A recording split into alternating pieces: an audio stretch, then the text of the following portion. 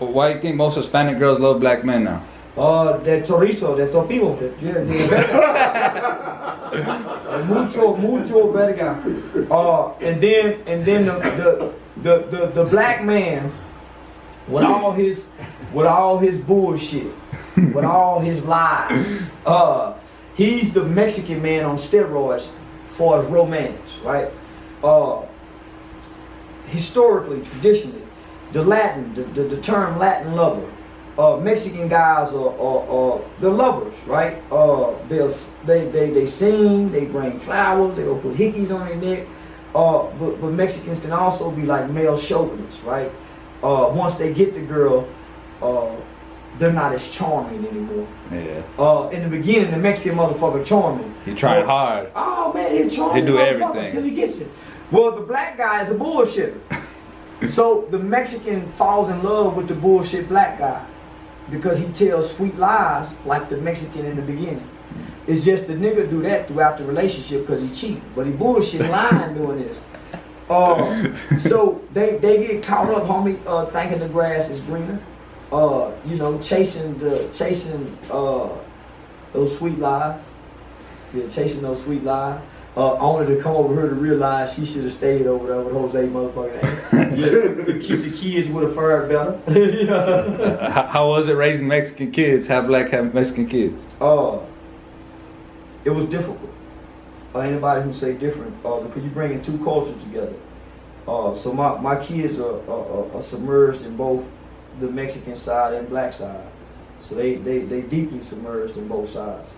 So by us being black, it's two different traditions. So what tends to happen with biracial children,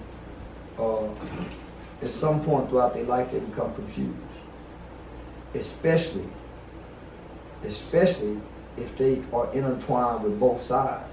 Now, if they just intertwine with their Mexican side, then they don't become confused. They identify as Mexican.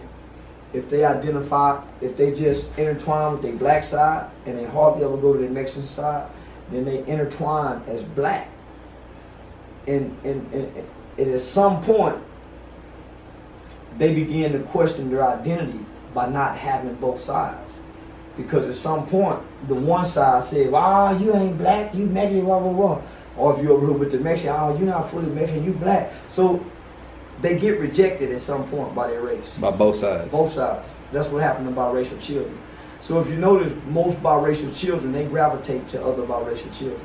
If you pay attention. So by my children being knowing both sides, they gotta learn both sides. So how confusing can that be? That's a lot of work. From the food, the Mexicans celebrate Christmas on Christmas Eve, the blacks on Christmas Day. So they have to learn both cultures and both traditions, and it can become confusing because at some point it's going to conflict.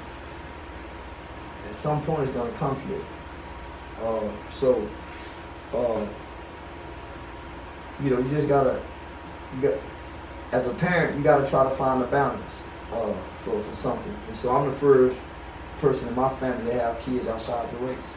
And my kids are first biracial kids in my family. My kids taught.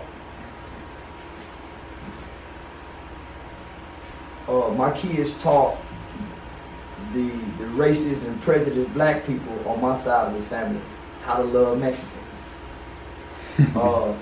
On the flip side, they taught their prejudiced Mexican grandparents how to love black people.